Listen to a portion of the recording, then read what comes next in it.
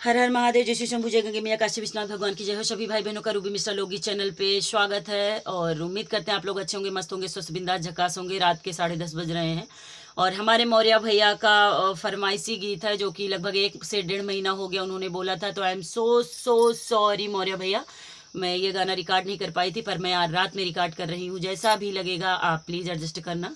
पर I am so sorry दिल से। आपने बहुत ही उम्मीद से बोला था इस बहन को ये गाना गाने के लिए, तो आपकी ये बहन रिकॉर्ड करी रात में ये विवाह गीत। आप सभी लोग सुनिएगा और स्पेशली मौर्य भैया कमेंट सेक्शन में ज़रूर बताइएगा कि क्या मैं आपके उम्मीद पे खरी उतरी हूँ, क्या आपको ऐसे ही चाहिए था, इसी आवाज़ में ये गाना चाहिए था इस बहन से।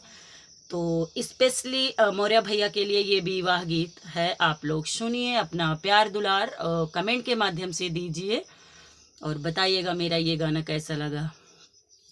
सुआवत रहली मैं मैया जी के गोदिया हो, निंदिया उचट गई मोर।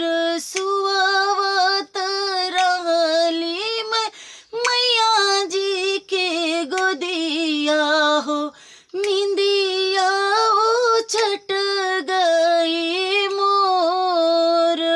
के करे दुआरे मैया बाजन बाजाई, के कर रचल बिया।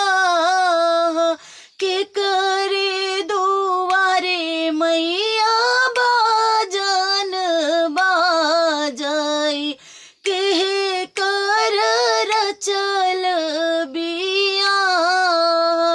तू तो बेटी और तू तो बेटी बाउर, तू तो बेटी चतुर सयान। तोहरे दुआरे बेटी बाजन बाजाई, तोहरा ही रचल बिया। तोहरे दुआरे बेटी बाजन बाजाई, तोहरा ही रचल बिया।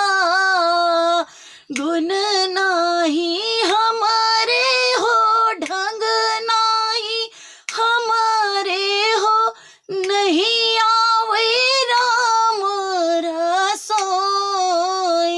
सासु ननद मिली ताना जो मरी हाय, हमसे सुना नहीं जाय। सासु ननद मिली ताना जो मरी हाय, हमसे सुना नहीं जाय। गुण तोहरे होई हाय, ढंग तोहरे होई हाय, आई जई है राम रसोई। सासु ननद मिली ताना जो मरी हाय, सुनीली हुआ चरा पसार। सासु ननद मिली ताना जो मरी हाय, सुन लियो अचरा पसार।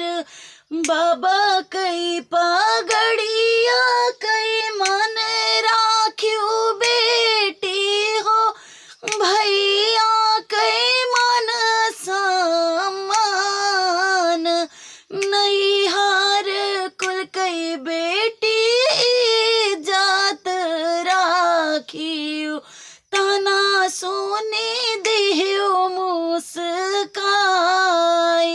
नैहार कुल कई बेटी मान तो राखियो, तना सोने